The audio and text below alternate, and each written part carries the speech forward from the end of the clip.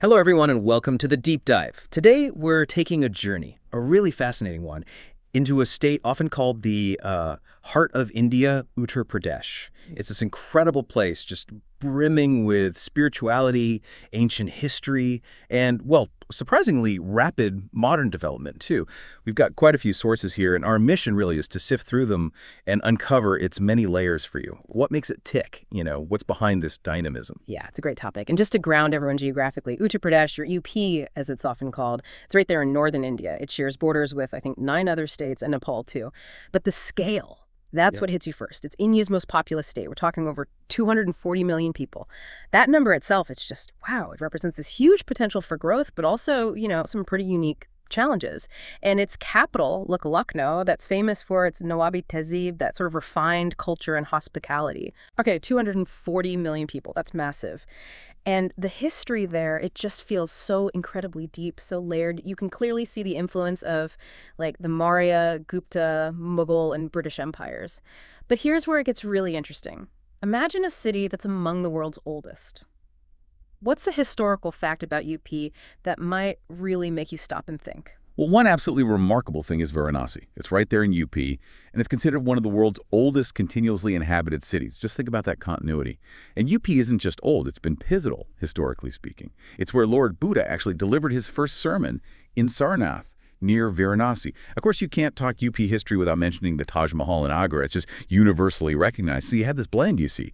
Ancient spiritual sites right alongside symbols of imperial power. It really tells a story. Right, that combination is powerful. So beyond these, let's say, foundational historical points, how does that deep past show up in the soul or the spiritual fabric of UP today? I know it's called the land of the Ramayana and Mahabharata. Ayodhya and Mathura are central, right? Absolutely central. The cultural tapestry there is just incredibly rich and vibrant. You feel it in things like the classical dance form Kathak that originated in UP and the festivals. I mean, that's where you witness the real spirit of India. Think Holi, Diwali, Eid, Janmashtami. They're all celebrated with such energy. And you mentioned Mathura Vrindavan. What's captivating there are the Leelas, these vivid reenactments of Lord Krishna's life. And visually, honestly, few things can compare to the Ganga Aarti in Varanasi. It's a spiritual spectacle. It's like a living museum, really. Every tradition has a story. A living museum, I like that. Its clear tradition runs incredibly deep. But UP is also making waves economically, isn't it? How is it managing that balance? Its agricultural strength. I know it's huge for sugarcane, wheat, rice, mangoes, even with this push towards modern industry. That's a really important question. Agriculture is definitely still a backbone. But alongside that, you're seeing tremendous growth in industry and IT. Cities like Noida, Ghaziabad, Kanpur, they're becoming really significant hubs for this. And connecting this to the bigger picture, look at the infrastructure projects. Things like the Provincial Expressway, the new Juair Airport.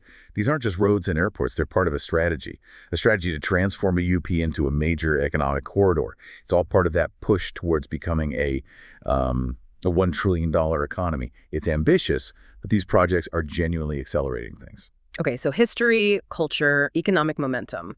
It sounds like Uttar Pradesh must be a massive draw for tourists, for visitors. What are some highlights people should know about, maybe beyond the Taj? And how does education fit into this whole picture of its future? Oh, definitely a huge draw.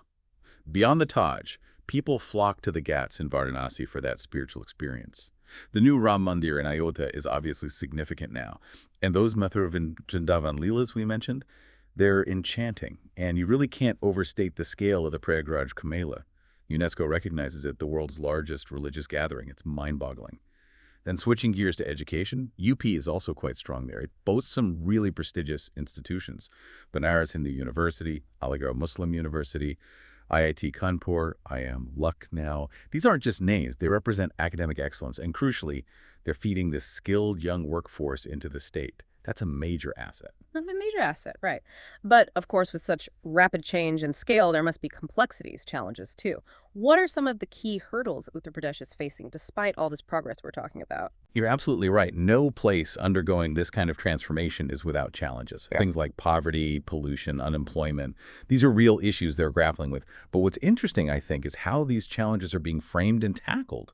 They're really looking to leverage UP's big advantage, that huge young population, the demographic dividend. Combine that with strong, focused leadership, and it reinforces their path towards that $1 trillion economy goal.